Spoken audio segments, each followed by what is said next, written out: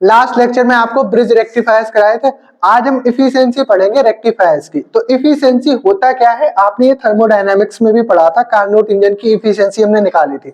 Efficiency का मतलब क्या होता है, दक्षता, ठीक है, कार्य करने की क्षमता को क्या कहते हैं, उसकी इफिशियंसी कहते हैं या दक्षता कहते हैं। तो यहाँ पे हम आज देखेंगे इफिशियंसी ऑफ रेक्टिफायर्स। रेक्टिफायर्स हम जानते हैं क्या करते हैं, एसी को डीसी में कन्वर्ट करने का काम करते हैं, यानी अल्टरनेटिंग करंट को डायरेक्ट करंट में कन्वर्ट करने वाले जो सर्किट्स होते हैं वो हमारे क्या कहलाते हैं, रेक्टिफायर्स। तो आप जानते हो अगर हम किसी भी सर्किट में या किसी भी रेक्टिफायर में एसी करंट भेजें और उस एसी को वो क्या कर दे, कन्वर्ट करके डीसी में चेंज कर दे, ठीक है, तो जितने पार्ट को उसने डीसी में कन्वर्ट किया वो, और अपॉन में क्या रहेगा, इनपुट एसी पावर, ठीक है। इसको ईटा से रिप्रेजेंट करते हैं एफिशिएंसी को, आप जानते हो। तो ईटा बराबर क्या हो जाएगा, आउटपुट डीसी पावर। डीसी हमें कहां मिलेगी, आउटपुट में, और इनपुट हम कहां देंगे, इनपुट देंगे हम शुरुआत में रेक्टिफायर्स के, तो इनपुट एसी पावर। इनपुट किसकी फॉर्म में होता है, एसी पावर, ठीक है। तो ये हमारा एफिशिएंसी कहलाता है, किसी भी रेक्टिफायर की एफिशिएंसी क्या कहलाती है,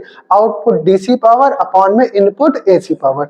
आउटपुट डीसी पावर को पीडीसी से डिनोट करते हैं और इनपुट एसी पावर को पीएसी से डिनोट करते हैं। पीडीसी की वैल्यू निकालने के लिए आपको आई एवरेज चाहिए होगा, आई एवरेज करंट को निकालना पड़ेगा एवरेज वैल्यू में, और यहाँ पर पीएसी को निकालने के लिए आई आरएमएस चाहिए होगा, रूट मीन स्क्वायर वैल्यू। आपने पढ़ा होगा वर्ग माध्य मूल मान, धारा का वर्ग माध्य मूल मान यहाँ पे हमें निकालना पड़ेगा, उसकी वैल्यूज रखेंगे, फिर सॉल्व करेंगे, फिर इफिशियंसी हमारी निकल के आएगी। तो इफिशियंसी निकालने से पहले आपको पता होना चाहिए एसी की जो फॉर्म होती है, वेव फॉर्म, वो कैसी होती है, साइनोसॉइडल होती है, साइन वेव की फॉर्म में होती है एसी हमारी, ठीक है। अगर हम एंगल वाइज देखें तो 0 से पाई, पाई से 2 पाई, ये तो पढ़ा है हमने एसी की साइन वेव में। और अगर हम टाइम पीरियड के हिसाब से देखें तो क्या होगा, 0 से टी हाफ और टी हाफ से टी, कंप्लीट साइकिल हमारी ऐसे तो होती है पूरी, ठीक है, पॉजिटिव हाफ साइकिल और निगेटिव हाफ साइकिल, सबको पता है। करंट की इक्वेशन आपको पता होनी चाहिए, आई बराबर आई नॉट साइन थीटा। ऐसे ही आपको वोल्टेज की इक्वेशन पता होनी चाहिए, बी बराबर बी नॉट साइन थीटा, ये सब आपको ऑलरेडी पता होना चाहिए। फिर अगर आपको हाफ वेव रेक्टिफायर की एफिशिएंसी निकालनी है तो फार्मूला यही लगेगा, लेकिन उसमें आई एवरेज वैल्यू निकालोगे और आई आरएमएस वैल्यू निकालोगे, उनकी वैल्यूज यहाँ पे पुट करेंगे, फिर इक्वेशंस बन करके वहां पे हम सॉल्व करेंगे उनको, और हमें ईटा निकल के आएगा परसेंटेज के रूप में कि कितनी इफिशियंसी होती है। ऐसे ही हम फुल वेव रेक्टिफायर की इफिशियंसी निकालेंगे, आई एवरेज निकालेंगे और आई आरएमएस निकालेंगे, ठीक है। वैसे तो ये बहुत ही इंपॉर्टेंट है इफिशियंसी वाला पोर्शन, लेकिन अगर ऑब्जेक्टिव में पूछता है तो 1-2 नंबर का ये रह जाएगा, तो सीधे सीधे आपको पता होना चाहिए फार्मूला, और आपको ये भी पता होना चाहिए कि कितने परसेंटेज में इसकी इफिशियंसी होती है, ठीक है। तो शॉर्ट नोट्स भी आप अपने आप धीरे धीरे प्रिपेयर करते हो चलो ऑब्जेक्टिव में, जो आपकी हेल्प करेंगे, ठीक है।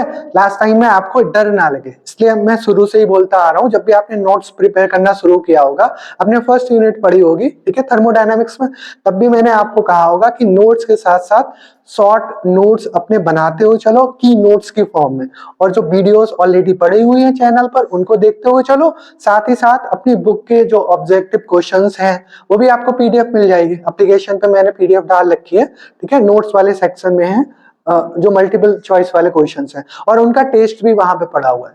तो जिसने भी अभी टेस्ट नहीं दिया है, फर्स्ट यूनिट का टेस्ट ऑलरेडी पड़ा हुआ है, तो वो टेस्ट दीजिए और उसका जो रिजल्ट आता है उसका स्क्रीनशॉट मुझे भेज दीजिए, ठीक है। मैं चेक करता हूं कि आपने कितने सही करे कितने नहीं करे। एक बार में वो एक ही टेस्ट दे सकते हो आप, ठीक है, तो उसको आप दे के देखो जिससे आपकी प्रैक्टिस हो जाए। तो ऑब्जेक्टिव के लिए भी आप अभी से प्रिपेयर होते चलो, 1-1.5 महीना आपके पास है, आपके एग्जाम कितने भी जल्दी हो जाएं तो अप्रैल लास्ट तक पहुंचेंगे, ठीक है, या फिर मई फर्स्ट वीक में होंगे, क्योंकि मार्च में तो होली आ रही है, इस टाइम पे एग्जाम होने नहीं है, आपको खुद पता है, रिजल्ट अभी तक आया नहीं है, एग्जामिनेशन फॉर्म फिल कराने के बाद ही एग्जाम होंगे, ऐसा तो है नहीं कि आज कह दिया कल एग्जाम है तो हो जाए, इतना उनके बस का है नहीं। तो, लेकिन आप क्या करोगे, अभी आप कंफर्ट जोन में हो, ठीक है, अभी आपको भी कोई परवाह है नहीं, बस कहते हो कि एग्जाम हो जाए या कब होंगे क्या नहीं, ठीक है। अब जैसे ही अब थोड़ा सा फेस्टिवल टाइम आ रहा है, अब होली आएगी तो थोड़ा सा आप उसमें बिजी होगे, कचरी पापड़ जो भी है, ठीक है, घर का काम है, उस सब में आप थोड़ा सा लगोगे, तो 1-2 सप्ताह तो आपका इसमें जाएगा। लेकिन अगर आपने ये 1-2 सप्ताह ही अपना इसमें बिता दिया तो फिर आपके ऊपर प्रेशर क्रिएट होगा एग्जाम का लास्ट टाइम पे, या तो आप रट करके जाओगे चीजें, या ऑब्जेक्टिव्स को आप ऐसे अंधाधुंध करके आओगे, ठीक है, फिर रिजल्ट थोड़ा सा डाउन होता है, तो इन कंपेरेटिव दूसरे बच्चे के थोड़ा सा आपको फिर कम फील होता है, ठीक है, डाउन फील होता है। लो फील होता है। तो अभी से अगर सही से तैयारी करोगे फिर दिक्कत नहीं होगी, ठीक है। ऑब्जेक्टिव में भी बहुत अच्छे नंबर आते हैं लेकिन आपको चीजें पता हो, और डिस्क्रिप्टिव में भी बहुत अच्छे नंबर आते हैं अगर आपको चीजें पता हो और कॉपी आप ठीक लिख के आओ। डर उन्हीं बच्चों को लगता है जो शुरू से पढ़ते ही नहीं है, जिन्हें कसम खा रखी है, ठीक है, लास्ट टाइम बस एग्जाम से पहली वाली रात, ठीक है, भी एंटर की तरह आदत जिनकी पड़ी हुई है, और फिर बाद में पेपर अच्छा नहीं होता है। पास तो सभी हो जाते हैं, पास होना कोई बड़ी बात नहीं रहेगी बीएससी में, लेकिन कुछ ढंग का करना थोड़ी सी आपको पता होनी चाहिए। तो अभी से थोड़ा सा नोट्स प्रिपेयर करते हुए चलो, ऑब्जेक्टिव वाले सीरीज जो हम डालेंगे, ठीक है, यूट्यूब पे भी ऑब्जेक्टिव की पूरी सीरीज बनाएंगे, और आपकी ऑलरेडी भी कुछ वीडियोस पड़ी हुई हैं उनको भी देखो, और ऑब्जेक्टिव के लिए आपको हमने टेस्ट सीरीज भी वहां पे लॉन्च कर रखी है एप्लीकेशन पे, उसको जाकर के अटेम्प्ट करो, सभी लोग कर सकते हैं उसको, ठीक है। तो इससे आपको थोड़ी सी हेल्प हो जाएगी अभी से, ठीक। तो यहाँ पे आपको हेडिंग डालनी है, ये फिगर बना लीजिएगा, ठीक है, और ये दोनों बातें लिखनी है। इसके जस्ट नीचे हम लिखाएंगे इफिशिएंसी के बारे में, फिर आपको ये फार्मूला लिखना है। ये फिगर बन गया, ये इक्वेशंस लिख गए ना, इसी के जस्ट नीचे नई लाइन से लिखे, नए पैराग्राफ से, किसी रेक्टिफायर के, किसी रेक्टिफायर के कार्य करने की क्षमता को, कार्य करने की क्षमता को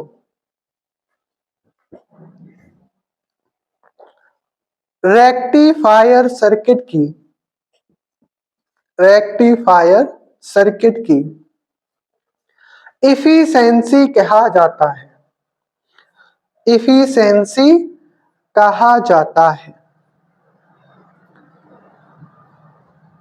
अर्थात, अर्थात रेक्टिफायर की, रेक्टिफायर की इफिशिएंसी से, इफिशिएंसी से यह ज्ञात होता है कि, यह ज्ञात होता है कि रेक्टिफायर इनपुट पर, रेक्टिफायर इनपुट पर दी जाने वाली एसी के, दी जाने वाली एसी के कितने, कितने पार्ट को, पार्ट मतलब हिस्सा भाग, ठीक है, कितने पार्ट को डीसी में, डीसी में चेंज करता है, चेंज करता है। विराम। आगे लिखे, ब्लैक पेन से लिखे, इफिशिएंसी को, इफिशिएंसी को सिंगल कामा में सिंबल बनाएगा ईटा, इस तरह से ईटा एन बनाते हैं, उसकी पूंछ खींच देनी है आपको, ईटा से रिप्रेजेंट करते हैं, ईटा से रिप्रेजेंट करते हैं। नई लाइन से लिखेगा, अर्थात, उसी के जस्ट नीचे आप ये फार्मूला लिख लीजिए, अर्थात करके ईटा बराबर आउटपुट डीसी पावर अपॉन में इनपुट एसी पावर, या इसको हम ऐसे भी रिप्रेजेंट कर सकते हैं, ईटा बराबर P DC upon P AC, equation number A डाल दीजिए इसको, ठीक है, इसके आगे जरूरत पड़ेगी, ठीक है, इसको लिख लीजिए। ये लिख गया ना। अब इसी के जस्ट नीचे नई लाइन से लिखे, पी डीसी की वैल्यू, इस तरह से लिखेगा, पी सफिक्स में डीसी, पी डीसी की वैल्यू ज्ञात करने के लिए, ज्ञात करने के लिए आई एवरेज, इस तरह से आई कैपिटल आई सफिक्स में एवी, एवरेज, एवी का मतलब एवरेज, औसत मान, धारा का औसत मान, ठीक है, आई एवरेज ओ आर, और इस तरह से लिख सकते हो इसको, आई डीसी, उसी के आगे आई डीसी ज्ञात की जाती है, ज्ञात की जाती है,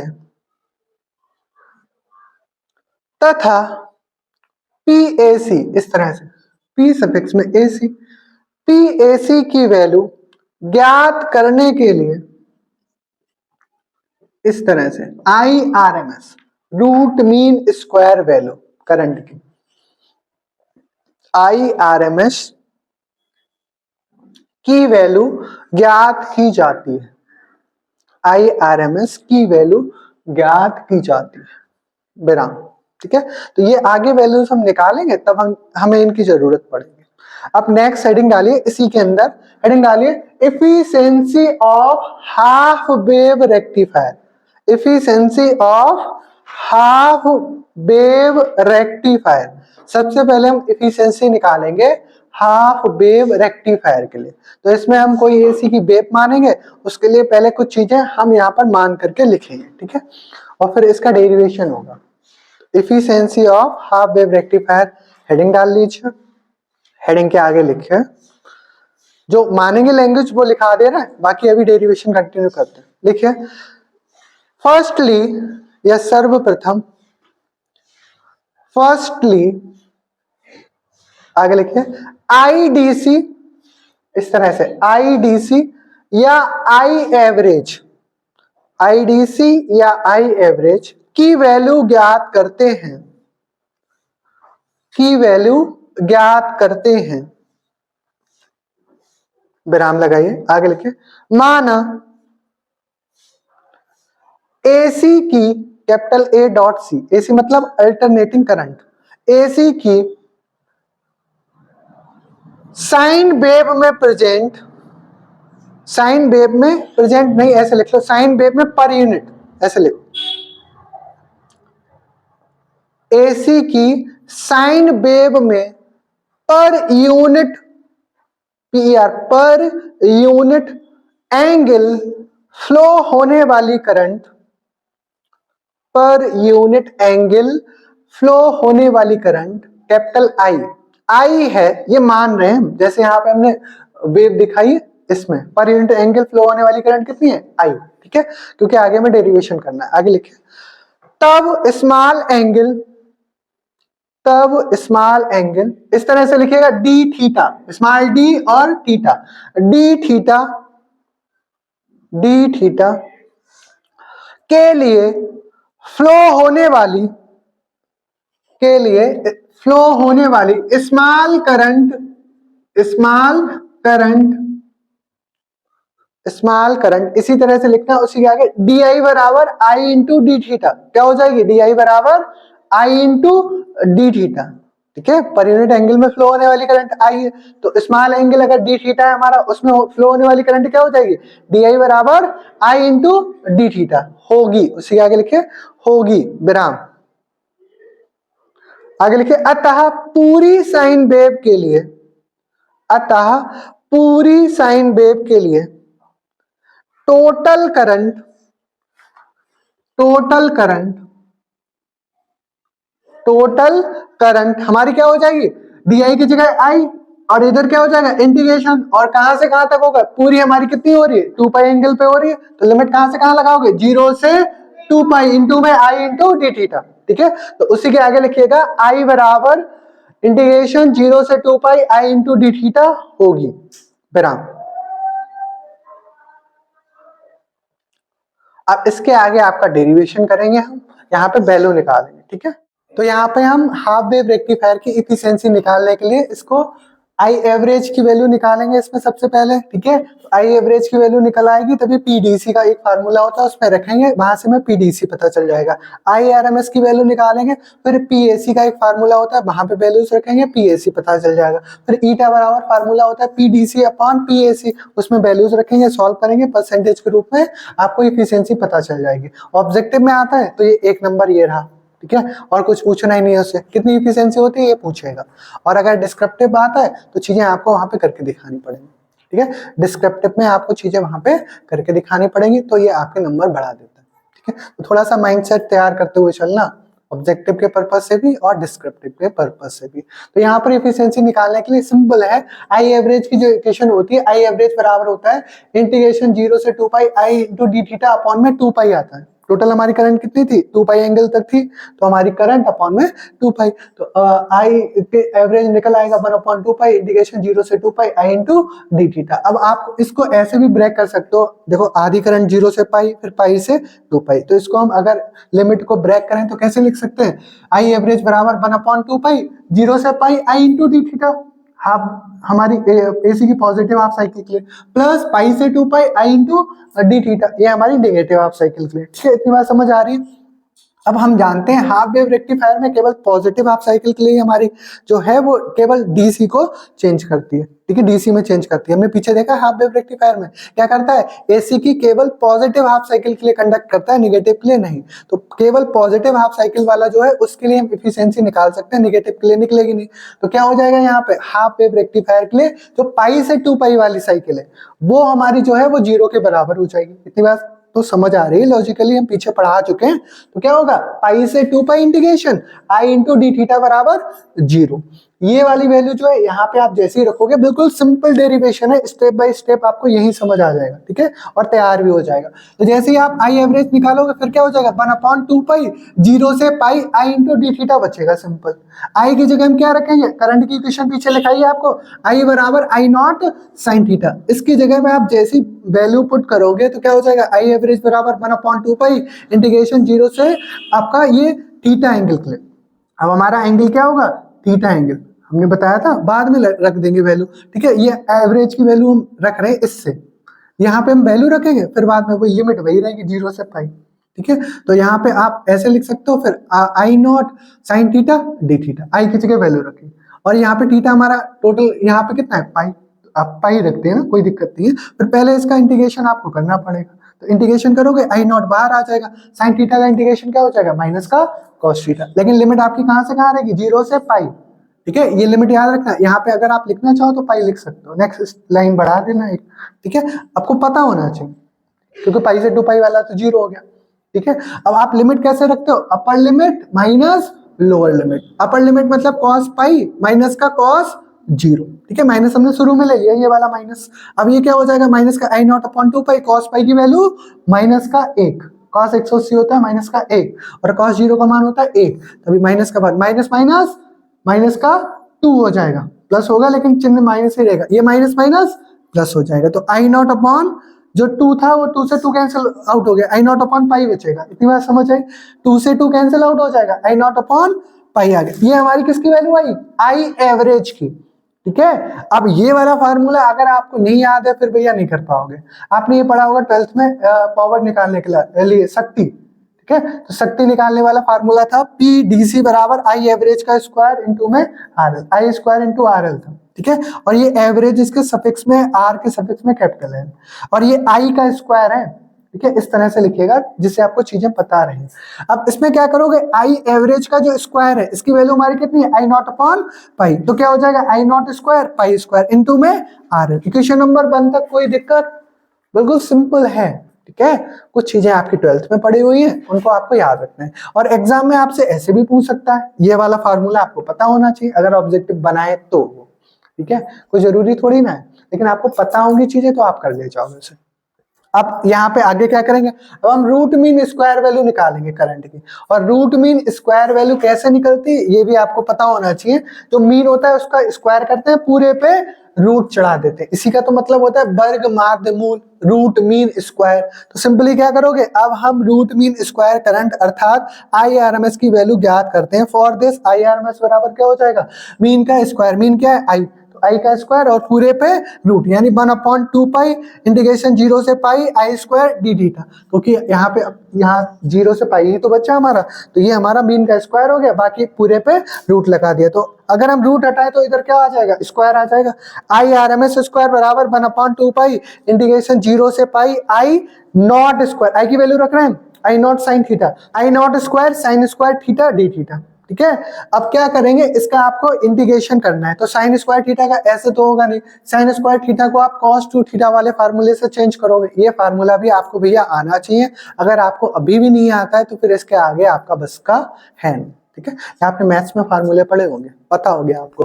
तो जैसे आप चेंज करोगे, आई नॉट स्क्वायर को बाहर ले लीजिए, तो आई नॉट स्क्वायर अपॉन 2 पाई शुरू में आ गया, इंटीग्रेशन 0 से पाई, और इसको आप चेंज करोगे साइन स्क्वायर थीटा को, तो क्या हो जाएगा 1 माइनस कॉस 2 थीटा अपॉन 2, ये तो होता है 1 माइनस कॉस 2 थीटा अपॉन 2। इसकी जगह पे आपने पुट कर दिया वैल्यू साइन स्क्वायर थीटा की, इनटू में डी थीटा, 2 आपने शुरू में ले लिया, 4 पाई हो गया। अब इसका इंटीग्रेशन करना आसान है, हो जाएगा। 1 का क्या हो जाएगा आपका, 1 का हो जाएगा थीटा के रिस्पेक्ट में कर रहे हो थीटा, माइनस का cos 2 थीटा का क्या हो जाएगा sin 2 theta upon 2, sin 2 theta upon 2। Limit कहां से कहां, 0 से पाई। सिंपल, बिल्कुल सिंपल है। अब क्या करेंगे आप, लिमिट रखोगे, बिल्कुल सिंपल है। देखो ऐसा है कि क्लास 10th में पढ़ रहे हो, ऐसा लगेगा आपको अगर चीजें पता है, और अगर आपको नहीं पता है पीछे की चीजें और अब भी आप पढ़ने को तैयार नहीं हो, तो फिर बीएससी फिर डेंजर हो जाती है। थोड़ी सी चीजें पढ़ते नहीं हो, इकट्ठी हो जाती हैं, फिर लास्ट में जैसे तैसे एग्जाम हो जाते हैं, फिर दिक्कत होती है। तो ये चीजें आपको सब पता है। देखो ऐसा कुछ है इसमें जो नहीं पता है, बस चीजों को अरेंज करना थोड़ा सा आता हो, थोड़ा सा पता हो कि कैसे वैल्यूज हम निकालेंगे। ठीक है, तो इसका क्या हो जाएगा थीटा, इसका क्या हो जाएगा माइनस का sin 2 थीटा अपॉन 2। लिमिट रखेंगे upper limit minus lower limit, ऐसे इसमें 1 अपॉन 2 शुरू में ले लेंगे, अपर लिमिट यानी sin 2 पाई माइनस का लोअर लिमिट यानी sin 0। अब इनकी वैल्यूज भी आपको पता होनी चाहिए। sin 2 पाई की वैल्यू कितनी होती है 0, sin 0 की वैल्यू 0, 0 बन गया हीरो, छोड़ दो, हीरो लोगों से बात ही नहीं करनी, 0 तो 0 है। ये सब पीछे वाला जो टर्म है वो 0 हो जाएगा, ये वाला टर्म बचेगा वो भी पाई बचेगा, तो पाई की इसके मल्टीप्लाई हो जाएगी, I R M S square बराबर I naught square upon 4 pi into pi, pi से पाई कैंसिल आउट हो जाएगा, कितना आ गया आई नॉट स्क्वायर अपॉन 4। ये वैल्यूज भी आपको याद होनी चाहिए अगर ऑब्जेक्टिव होता है तो, ठीक है, क्योंकि ये छोटी छोटी चीजें भी कई बार पूछ ली जाती। ठीक है, तो ये शॉर्ट नोट्स जब भी बनाओ तो आपको ये पता होना चाहिए IRMS क्या होता है, कितनी वैल्यू निकल के आती है हाफ वेव रेक्टिफायर के लिए, फुल वेव रेक्टिफायर के लिए। ठीक है, अब क्या करोगे IRMS अगर हम निकाले तो क्या हो जाएगा, स्क्वायर हटेगा दोनों से, आई नॉट अपॉन 2, ये वैल्यू आपको पता होनी चाहिए IRMS, और अभी जो आपने निकाली आई एवरेज, ये वैल्यू आपको पता होनी चाहिए आई नॉट अपॉन पाई। इससे हमने पीडीसी निकाल लिया, इससे हम क्या निकालेंगे पीएसी। पीएसी का भी फार्मूला आपने पढ़ा होगा, पावर अल्टरनेटिंग करंट की या शक्ति, ठीक है, प्रत्यावर्ती धारा की शक्ति का फार्मूला होता है आई आर एम एस का स्क्वायर इंटू में R F plus R L. R F यहाँ पे रिफिल फैक्टर होता है और आर एल हमारा लोड के लिए आर एल है। ठीक है, तो यहाँ पे क्या हो जाएगा पी एवरेज बराबर आई आर एम एस का स्क्वायर है, ये आई पे स्क्वायर है, ध्यान से बनाइएगा, और इंटू में R F plus R L, ये इसके सफिक्स में, ये इसके सफिक्स में एल। ठीक है, अब क्या करेंगे, इसकी वैल्यू रख दीजिए कितनी, आई नॉट स्क्वायर अपॉन 2, तो यहाँ पे क्या हो जाएगा आई नॉट अपॉन 2, तो क्या हो जाएगा स्क्वायर है तो आई नॉट स्क्वायर अपॉन 4, और इनटू में R F plus R L. Question number 2 तक कोई दिक्कत, बिल्कुल आसानी से आ गया पीएसी और पीडीसी। अब हमें फार्मूला पता है, इक्वेशन नंबर ए में आपको लिखा है ईटा का फार्मूला, तो हम क्या करेंगे putting values from first and two in equation A. Eta बराबर क्या था पीडीसी अपॉन पीएसी, पीडीसी की वैल्यू निकाल चुके हैं, कितनी थी हमारी पीडीसी की value I naught square upon pi square into में आर एल। पीएसी की वैल्यू अभी निकाली I naught square upon 4 into में R F plus R L. I naught square से आई नॉट स्क्वायर खल्लास, खत्म। ठीक है, बचा जो हुए वो उसको अरेंज कर दीजिए, 4 ऊपर आ जाएगा 4 अपॉन पाई स्क्वायर इंटू में R L upon R F plus R L. अब क्या करोगे, इसको भी आप ऐसे करके लिख सकते हो, आर एल यहाँ पे से बाहर निकालोगे तो अपॉन में जो है डिनोमिनेटर में 1 plus R F upon R L हो जाएगा ये वाला टर्म, और जो आर एफ है रिपल फैक्टर, अगर उसकी वैल्यू आर एल की तुलना में बहुत छोटी हो तो ये वाला टर्म हम नेग्लेक्ट कर देंगे, तो हम क्या करेंगे लिखेंगे then R F upon R L can be neglected, क्योंकि बहुत छोटा हो जाएगा। तभी ईटा बराबर क्या आ जाएगा आपका 4 upon pi square, are L से आर एल कैंसिल आउट हो जाएगा, 1 के साथ इनटू में जाएगा तभी ये कैंसिल आउट हो जाएगा, कितना बचेगा 4 अपॉन पाई स्क्वायर। पाई की वैल्यू रखोगे आप 3.14 या 22/7, उसको सॉल्व करोगे तो आपका 0.406 आएगा। परसेंटेज ईटा की बात करें तो कितना आया 40.6%। तो ऑब्जेक्टिव में डायरेक्ट पूछेगा कि हाफ वेव रेक्टिफायर की एफिशिएंसी कितनी होती है, समथिंग 40 दे रखा हो तो उसी के आसपास आंसर लगा दीजिए, ठीक है, या 40.6 दे रखा हो तो इसको एक्यूरेट लगा दीजिए।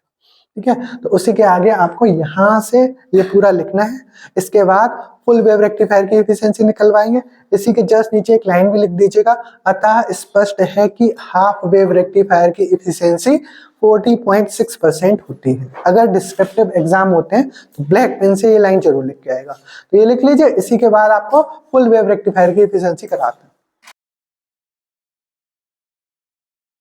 उसी के आगे आपका नेक्स्ट टॉपिक है efficiency of full wave rectifier. ठीक है, जैसे अभी हमने हाफ वेव रेक्टिफायर की एफिशिएंसी निकाली 40.6% आती है, ऐसे ही हमारा जो फुल वेव रेक्टिफायर होता है उसकी भी एफिशिएंसी हमें यहाँ पे निकालनी है। इसमें एक खास बात है, ये आप याद रखिएगा, फुल वेव रेक्टिफायर में क्या होता है ध्यान से देखिए, सिंस द करंट I1 का मतलब पॉजिटिव हाफ साइकिल, ठीक है, एंड I2, I2 का मतलब I2 जो हमारी नेगेटिव हाफ साइकिल थी, ठीक है। तो सिंस फुल वेव रेक्टिफायर में since the current I1 and I2 are of the same form, कैसी फॉर्म में, सेम फॉर्म में, I बराबर I naught sine omega T होती है करंट की इक्वेशन। द एवरेज या DC value of current can be obtained by integrating, अगर हम इंटीग्रेट कर दें उसको 0 से पाई के लिए तो हमें फुल वेव रेक्टिफायर में पूरी इफिशियंसी पता चल जाएगी, क्योंकि दोनों सेम होती हैं। फुल वेव रेक्टिफायर में जितना हाफ वेव के लिए इफिशियंसी निकलेगी उतनी ही फुल वेव के लिए निकलेगी। तो हम टोटल के लिए हम क्या करेंगे, एवरेज कैसे निकालेंगे, इंटीग्रेशन यहाँ पे 0 से पाई करेंगे, वहां पे एवरेज निकालने के लिए आपने इंटीग्रेशन किया था 0 से 2 पाई, इतनी बात ध्यान रखिएगा, ये इसमें बहुत ही खास बात है। तो आप क्या करोगे, सबसे पहले आई एवरेज निकालोगे। आई एवरेज कैसे निकलेगा, ये फार्मूला जो मेन होता है इसमें आप क्या करोगे, ये हमारा मेन फार्मूला होता है, पढ़ा है पीछे।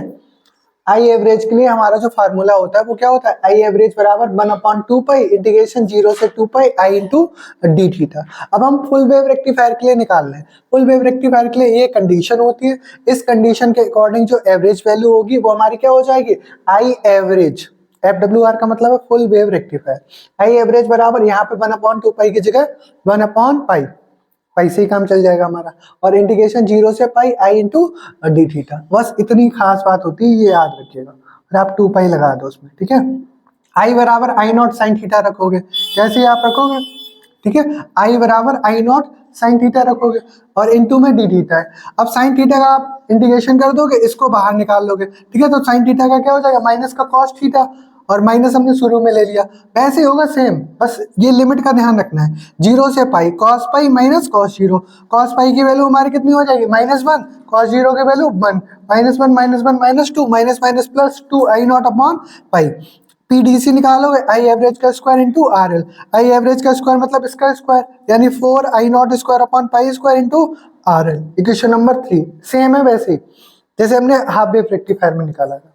अब क्या करेंगे, now we find I R M S, I R M S के लिए जो मीन है उसका स्क्वायर पूरे पे रूट, तो आई आर एम एस बराबर √1/पाई इंटीग्रेशन 0 से pi I square D theta, इसका रूट हटाओगे इधर स्क्वायर आ जाएगा, 1/पाई इंटीग्रेशन 0 से pi I naught square sine square theta D theta, फिर इसका करोगे इंटीग्रेशन, आई नॉट स्क्वायर बाहर निकाल लीजिए, साइन स्क्वायर थीटा की जगह पीछे वाला जो डेरिवेशन किया था उसमें भी देख लीजिएगा अगर ध्यान से लिखा हो, ठीक है। तो इसका फार्मूला क्या होता है, 1 माइनस कॉस 2 थीटा अपॉन 2, ये पूरे के बटे में होता है 2, वहां पे अगर गलत लिख गया हो तो सही कर लीजिएगा, ठीक है। 1 माइनस कॉस 2 थीटा अपॉन 2 और इनटू में डी थीटा, इतनी बात ध्यान रखिएगा। अब 2 हम बाहर निकाल लेंगे, 2 पाई, अब इसका 1 का क्या हो जाएगा हमारा थीटा 1 का, ठीक है, 2 पूरे में से बाहर निकाल लिया, वहां भी ये ध्यान रखिएगा अगर वहां धोखे से गलत लिख गया हो तो उसको ठीक कर लीजिएगा।